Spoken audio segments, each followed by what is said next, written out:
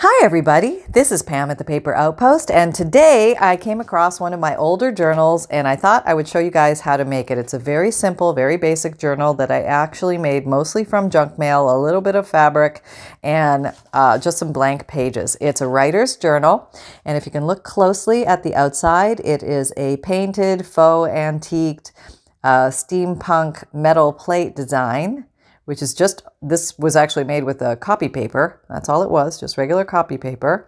And the spine is a exposed spine. You can see the strings from the spine going through eyelets. Eyelets are optional. You don't have to use those, but they add a nice little touch there. And the back is the same design. And then on the inside, I put a pocket here made from an old bingo card, and I just tucked some ephemera in here, just some fun things. But on the inside cover, and it is fabric covered, and I want to show you how to do that easily and quickly and very effectively. And it makes for a very nice, soft journal cover that doesn't creak or crack. Sometimes if you use paper on the inside with the gluing, and because everything is attached here, it sometimes does the creaky crack noise. And that's basically the paper coming apart from itself because of the tension of this. Sometimes it's a little too tight in here, and you're going to get that. But the fabric helps prevent that. So I'm just going to show you how to use fabric as an option for the inside. It really does cure a lot of difficulties on the inside of your book. And for the pages on the inside, I just used a random eclectic mix of ledger, coffee-dyed college rules. This is some mail that came in, graph paper, magazine pages, more application for something. Apparently I didn't apply for. Just some pretty college rule paper that I had spritzed. Some music writing paper. And oh, look at that little extra piece of something. And also just fun papers. Maybe there's some newspaper in here. What was that? It looks like a magazine ad. Somebody was filling out how to answer some type of questions, or maybe that's knitting, maybe something to do with knitting. But anyway, you can fill them with anything you like, anything that you have. And in this particular journal, I made 3 signatures. A signature is a little booklet of papers inside a book. So this is one signature. This book has 3 signatures total, and I usually use between 10 and 12 pages of papers on the insides of journals. You can use more or less, but that's what I found to be a happy number. And I've been able to work with that number whether my pages are thin or thick. Obviously, if you know, some of my books tend to get very thick because I put a lot of ephemera and embellishments in them, but they don't have to be. They can be purely writing journals and have mostly blank pages, and these are just very quick and easy to make. So let's get to it. All right, so the magic about this particular journal is that it was made from junk mail. So I just grabbed an envelope I got in a mail from junk mail, and I'm just gonna seal this puppy up here so we have one solid piece. Okay, there you go. Let's get you down a little bit. Not too worried about little tiny things because we're going to have a very a decorated surface, and that's going to have more papers being glued down upon it. And what I did was I just took a few pieces of copy paper and I cut them out in different sizes, rectangles, squares, different shapes and sizes. And this is a great opportunity to either use your copy paper, or if you have a pile of stuff that looks like, let me just grab a pile of it. Everybody has this. If you're making junk journals, you have this stuff. These strips that you end up cutting off of the ends, this you can use to make this. So let's just grab some of this and make that. Okay, let's do it. All right, first we need to make our cover. So basically, the cover I made like this, and then I just folded this over, and it's about that big. So I figure I need to about there. Nothing is exact here. This is just measuring on the fly. Okay, have my spot. So, yep. Okay, it's about here. Okay, now I'm going to use my craft mat here to measure where I'm going to put the top piece. Let me make sure. I'm backing you up a bit so you can see better. Okay, there we go. That's better. All right, so I've got it squared up here. Got it squared up over there. That means I've got this mark here, which is about 1/4 inch that way. So I'm going to put this mark about 1/4 inch that way. And then I am going to tear this. You can cut this or tear it. Both will work. It's just paper, and we'll deal with the edges after. It doesn't matter. This will be an open envelope, obviously, but you don't have to worry about that because we're going to seal the edges when we make this. Now, next thing you want to do is make your spine area. And in this particular book, the spine area is approximately about 1.5 inches wide, and that easily accommodates 3 nice chubby signatures inside. So what we can do is we measure this so it's equidistant on either side.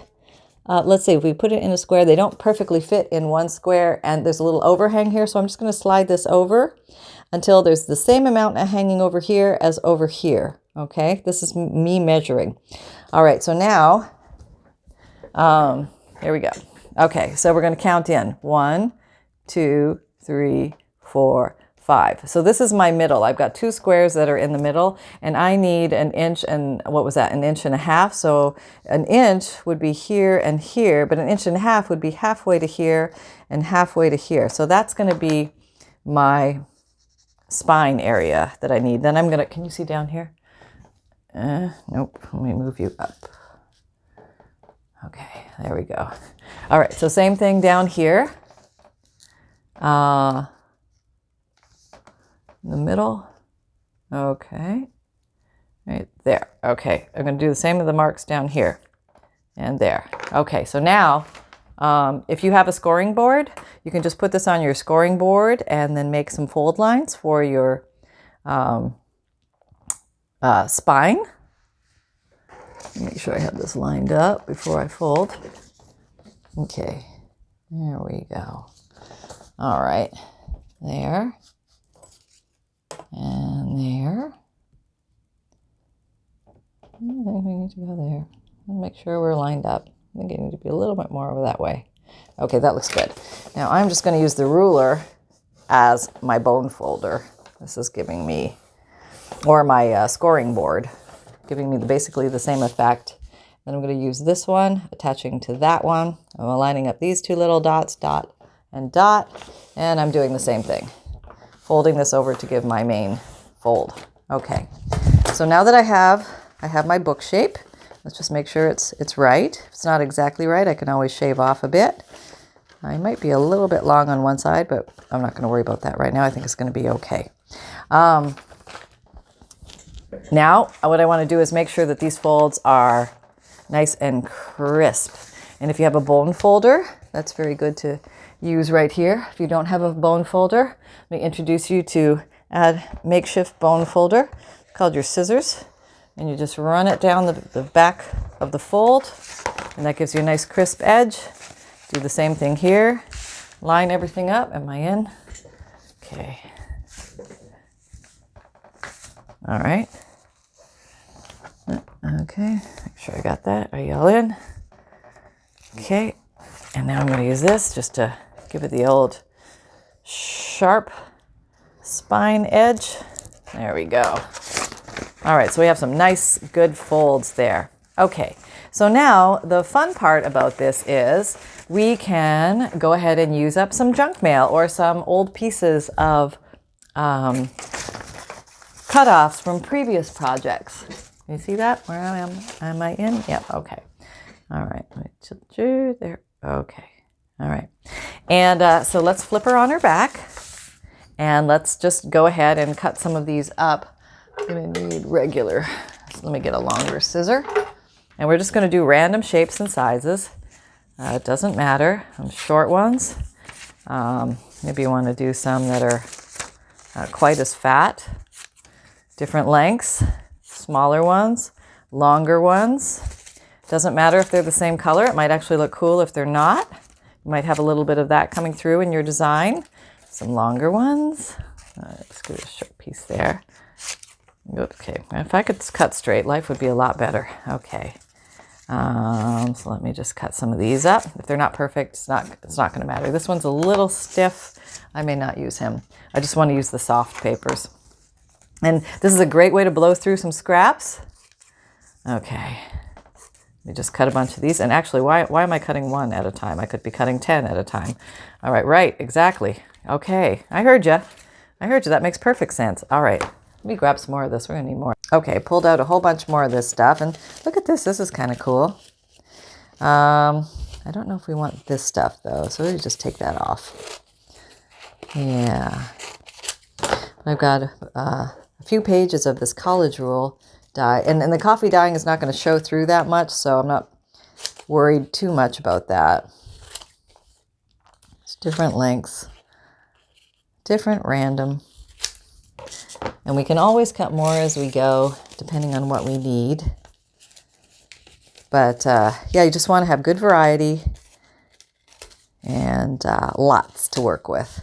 And this is really nice because it blows through tons of scraps. And we know how we need to do that, right? All right. Okay. Cut some of these smaller ones. We need some squares. Whole bunch of squares. Perfect. So I've got some longer ones here. And mid-size. And I think we're going good here. Okay, let's start and see how far we get. All right. So you can glue this about 1,000,001 different ways. And one of the easiest ways to start gluing this is actually, you can just glue stick the whole thing over and then adhere your squares with this glue stick. You know, and hang on.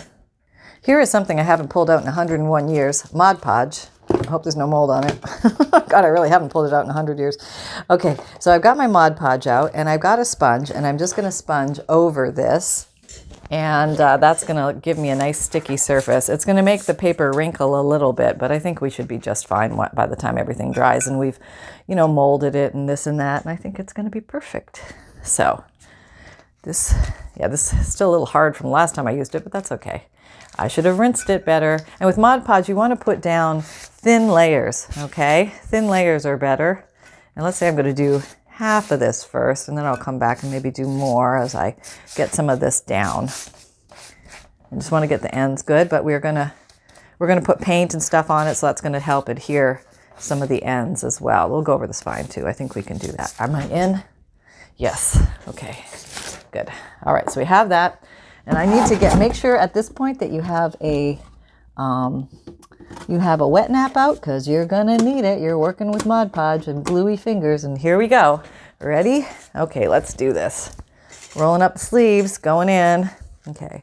Right, really no right or wrong, but I would recommend that you hang over the edge a bit, okay? And you want to rotate the way the papers lay. And this is kind of the fun part. You just go to town. That's right. You just lay your papers on down like nobody's business. Make sure they're only one thick. Am I still in frame? I feel like I'm tilting. There we go. Okay. There. Okay. All right. Just get a pile of these in my hand. We will go. All right. Let me put you there. Okay. Oh. No, don't drop them all, Pam. All right. And here we go. This is the fun part. This is the Zen part. Just putting all the papers down. This is fun. Doesn't matter if they all adhere perfectly or not, because we're going to slap some more glue over everything, and that'll just seal the heck out of it.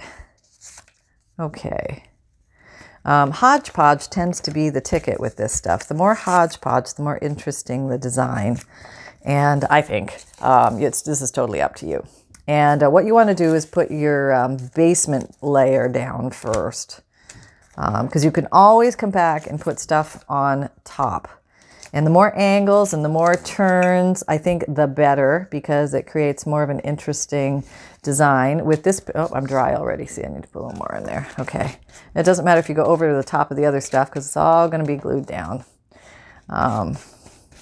Okay. Different sizes help. Yep. Okay. All right. Going along here. This takes, oh, it's a little dry there. Just wet it up a little bit. The sponge works well for that. I'm going to do that. And let's see. Oh, we got two there. I'm going to put you there. Put you there. And you here. And I'll just go fill in the holes and it'll all be dandy. All right. Moisten you up a little bit. Getting more down. More down. And this was a great way to use up what was on my desk the day I made this. I just was one of those days when I said to myself, I'm not leaving this desk until I use up all the scraps. And I had a bunch of copy paper and junk mail scraps on my desk. So it was a mission, and mission was accomplished. So you can come out with a cool looking junk journal before you know it. All right, so we're ready to glue this side. Let's do that. Can you still see? Am I in? Okay. All right, dipping. I'm dipping in the Mod Podge, and I'm putting down a thin layer really quick here. No muss, no fuss, no painting for hours or anything like that. Just get on with it. Put the glue down. If you're worried about your Mod Podge sponge, just stick it in a plastic bag while you're doing this, so you don't have to worry about anything coming apart or not, or hardening actually. So that's a good way to handle that. Okay, let's put some of that there. Put a long one here. It doesn't really matter. I'll put you here. Are you sticky? Yeah, still sticky there. Okay. I've got a lump. That's okay. And we're just going to use all these little papers up. Kind of half sticking inside. You have to decide if you're on the top or on the bottom. And you're on the bottom. There you go. You've made your decision in life and you need to stick with it. Okay. Let's put maybe this here. Yeah, why not? Okay. Sometimes we tear. All right. And what else we got? Got you. We can put you there. And we can, I bet you're dry. Yeah. Let's wet you up a bit and just dampen you up a bit with some more glue. Okay, here. Here. Oh, a little dry there. Boop, boop. Wetting, wetting. Okay, we'll wet you a little more. You're drying fast on me. Must be dry today out. We don't get that in Florida too much, so must be the winter. And it is. Yeah, that happens sometimes here. But the more turns and the more angles, the better. These are right angles to each other. They're 90-degree angled papers to each other. So kind of think about that when you're making this. You can rotate them as well, but this particular design with the metal plates tends to lend itself towards favoring the right-angled plates if the rivets were done according to plan, although there is no plan because there's no rules. So just do whatever you want, whatever feels good. Okay, there, we have that. We have the middle section there. And then we are done. Okay, you're nice and wet? Yeah, you're nice and wet. Okay, we'll go.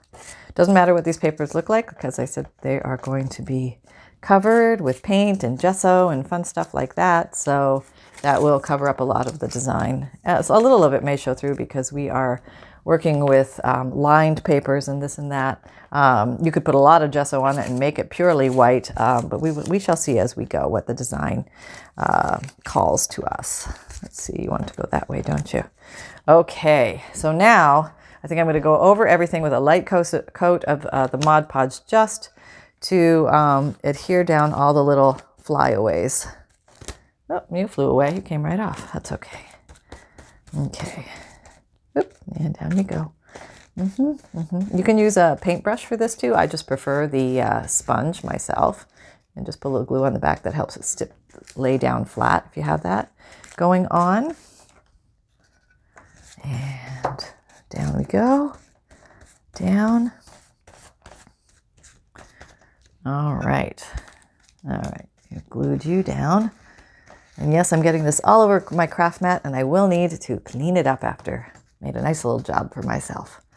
But it's just easier to do it once. I can wipe this mat down, which I do need to get better at because obviously this mat has it's been through a few battles. It's been through a few crafting sessions for me.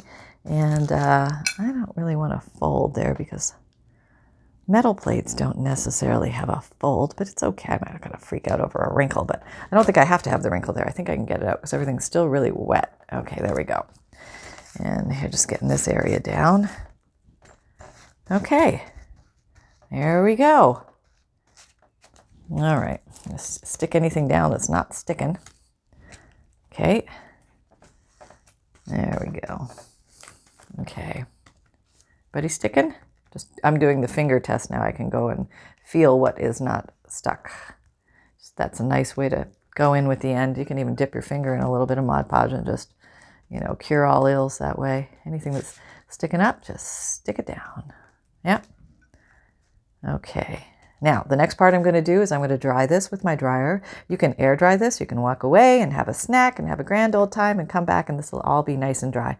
It'll probably be a little wrinkly, a little warply because we are working with a wet white glue, but there are ways we can flatten that out. You can iron it if you put a cloth over it. You can iron it. You can iron it with wax paper, with a cloth, wax paper, and then with a wax paper on it and then a cloth and then iron over that, and that transfers a little bit of the wax onto it, and that gives a very nice, cool, waxy sort of surface. And we may actually do that. I may show you that. That's fun.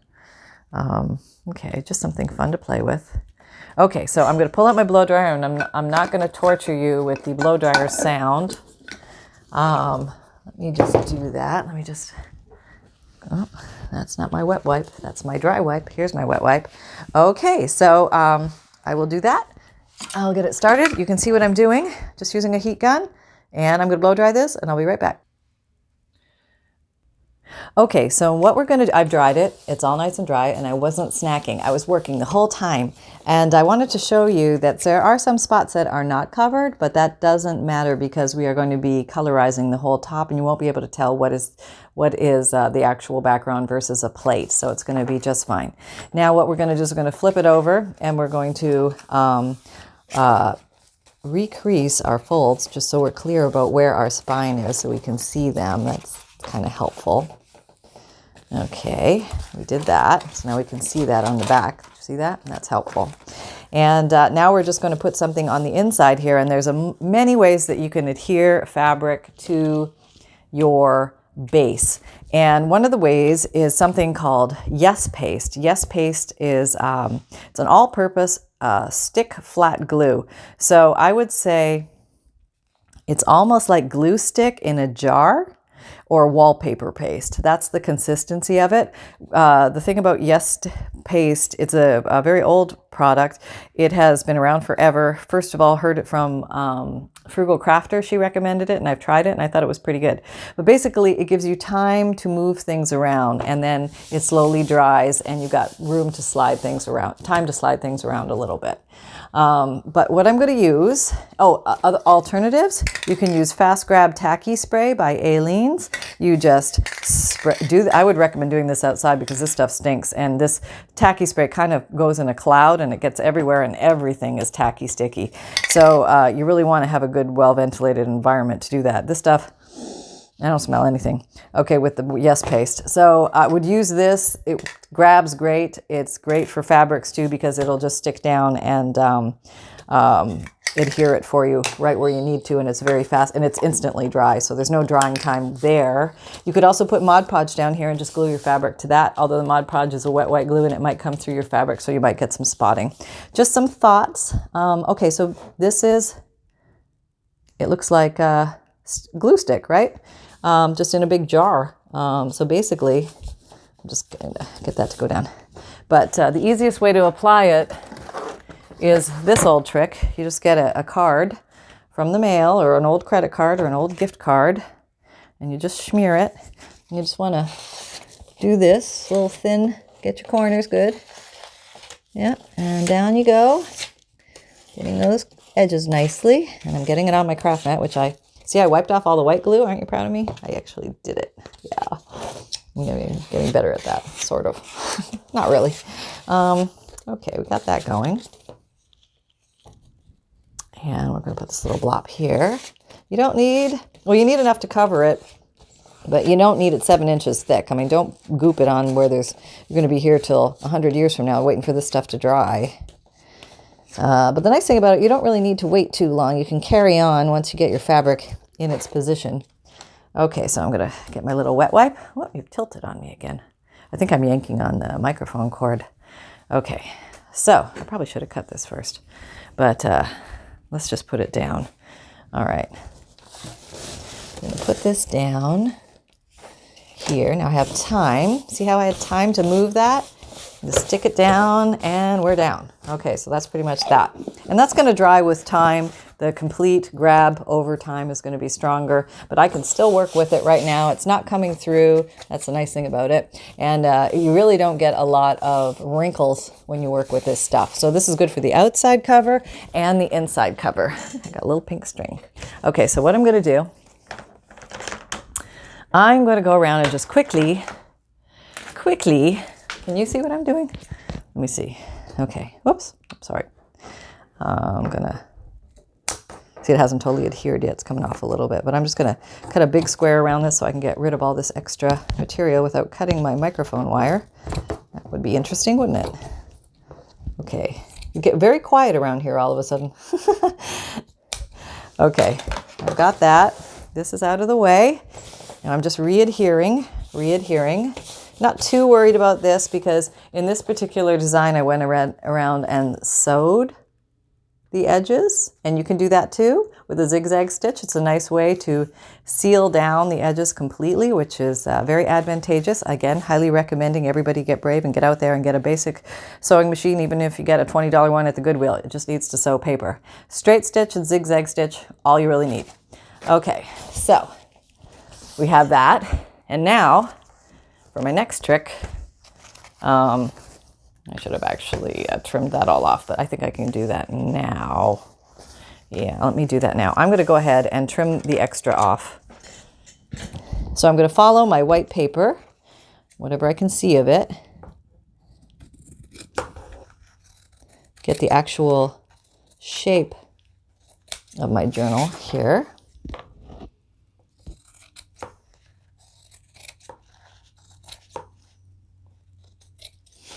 Okay, cutting.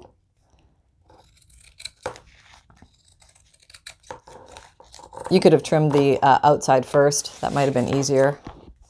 I would recommend that actually. It's easier to follow. But I can see my white paper underneath pretty easily, so I can just follow that.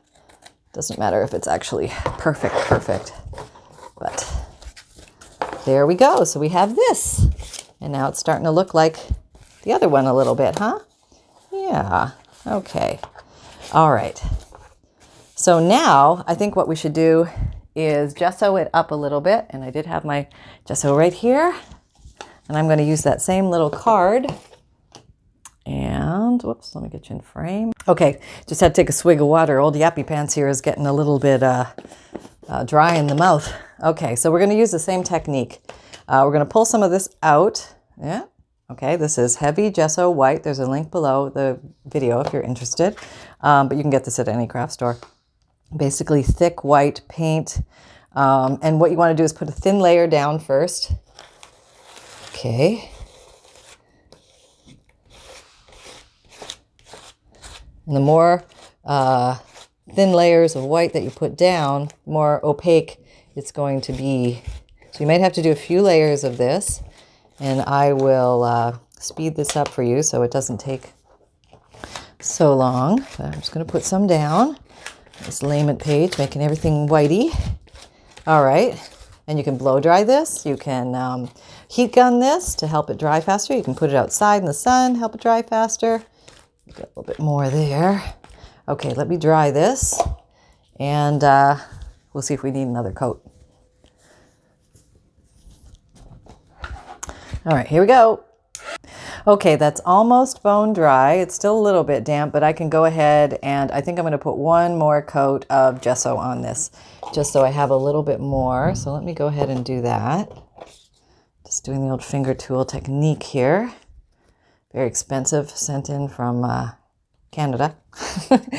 And here we go. And you can also glue down any of those little glue flyaway ones too.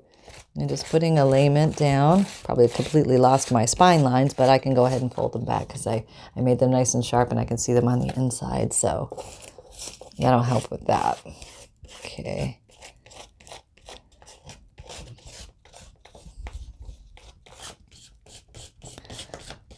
It wipes up pretty good from the table pretty easily. This, if you get it when it's still wet, you'll be able to wipe it up very easily. Okay. All right, there we go. And remember, we're going to put more colored stuff on top of this, and we have options with that too. So without further ado, I'm going to wipe up my table, and then I'm going to blow dry this, or heat gun this, or let this air dry, but I'm actually going to heat gun it. Okay, here we go. I'll be right back. Here's my heat gun. Okay, you can use just about anything to colorize this. And I've got a selection of some very inexpensive craft paints that I got somewhere, gosh knows where. We can use these colors, or we can use our inks, our distress oxides, to also color this page. So I think I'm going to try a little combination of both. This is what the original one looked like, and I honestly don't remember. I think this one is distress inked, just different colors, and maybe some... that looks like I used some of these Rub and Buff things on there too. See that color? Looks a lot like that color. So I think that's probably what I did. But let's go ahead and just let's go and find our spine again, where it went. And if we completely lost it, if it disappeared, you can see it there. You can just make another one. Okay, we can do that. Okay. Finding spine, taking it down, pushing. Oh, there's spine right there. Okay, going along, double checking on this side. Do we still have spine? It's already been folded there, so there's a natural play there. Let's see if it looks like it should. Yeah, it does. Okay, good. Okay, this is still a little damp, but that's okay.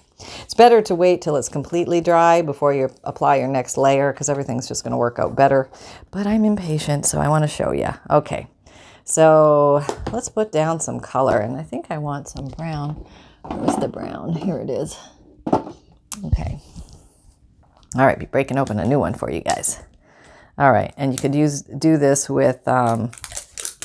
I have 1,000 paintbrushes. Do you think anyone are close to me right now? They're all in the other room. Okay. Let me grab one. Okay, I probably grabbed the hardest paintbrush. Probably a softer one would be better, but let's just see how we do. I guess I should have grabbed some water, but yeah, here we go. Let's see what happens. Okay, so this one's going to have a lot of brown on it. I mean, it doesn't really matter how much white you get. You could even just do a little bit there and then have it dark on the edges like this. Such a messy painter. It's okay, that's half the fun, right? Okay. Come down here. The edge is all nicey nice. And across the top. Remember, you can always